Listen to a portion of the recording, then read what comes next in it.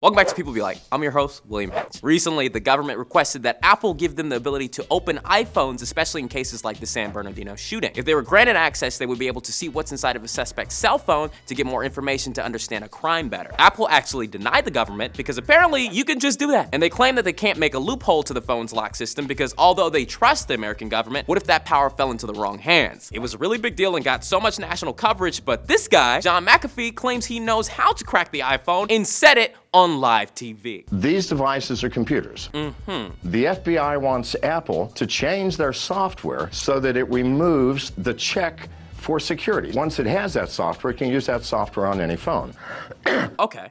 Then you run a piece of a program called a disassembler, which takes all the ones and zeros and gives you readable instructions. Oh yeah, of course. It'll take half an hour. Now, I said 3 weeks. Why? Because if I got the flu or a cold, I did not want to have to eat my shoe. Okay, well, you're really confident. If they had asked me to be on the news and asked me how to crack an iPhone, it would have gone completely differently. Welcome back to News. I'm your host, John Lee. Today on the show, we have a man who says he's capable of cracking an iPhone. Thank you for coming on the show, William Haynes. Thank you for having me on the show, John Lee. It's a pain to me that so many Americans have issues with this. Your phone is a computer. Get that through your thick skull. You can't crack this. It's quite simple. All you gotta do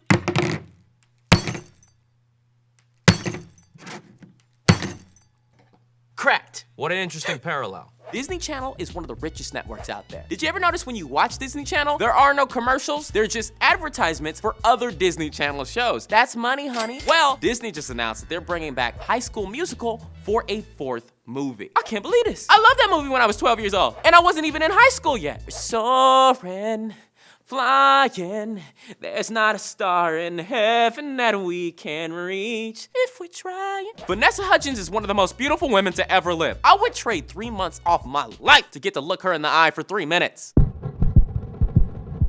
I would probably see something within myself. 3 months worth of knowledge inside her eyes. They also just announced that they're launching a nationwide casting for the movie. I'm auditioning. Gotta get your head in the game. Gotta get your head in the game. Gotta get your head in the game. Gotta get your head in the game.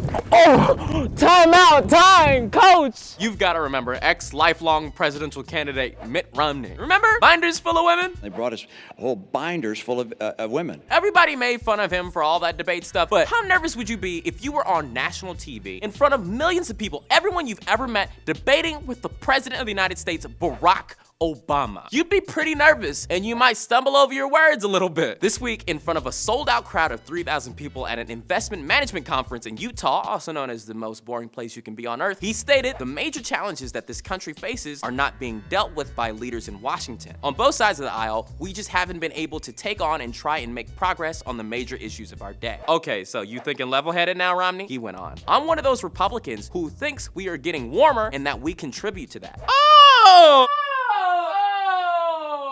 A conservative ex-presidential candidate suggesting that climate change might actually be real? Where was Mitt Romney on this 4 years ago? Oh yeah, he was trying to get elected. You might be wondering why people don't believe humanity is responsible for climate change. Well, a lot of people believe the Earth is actually only 10,000 years old, so they don't believe that scientific evidence that goes past then is accurate. Secondly, a lot of people are so confined to their local beliefs that they're like, my father was the first one to move into 1701 Georgia Avenue in 1953.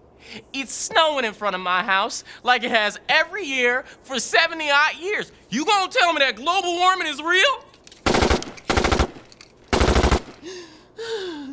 The correct term isn't global warming, it's actually climate change. What's true is that Earth has gone through many cycles of hot and cold because our planet lives on the basis of change. What is also true is that this is the most drastic change in the environment that we've documented yet. If you're telling me you don't think that humans are a part of that, you're crazy. We've built refineries that are pumping out smoke into the environment constantly. My hometown, Richmond, California, is near a Chevron refinery, which causes such a higher percentage of asthma, it's ridiculous. If you think humans aren't affecting the environment, don't run for office. So what do you guys think about all this? Do you think our politicians need to understand what it's like living a normal person's life? Rick, I'll tell you what. 10,000 bucks?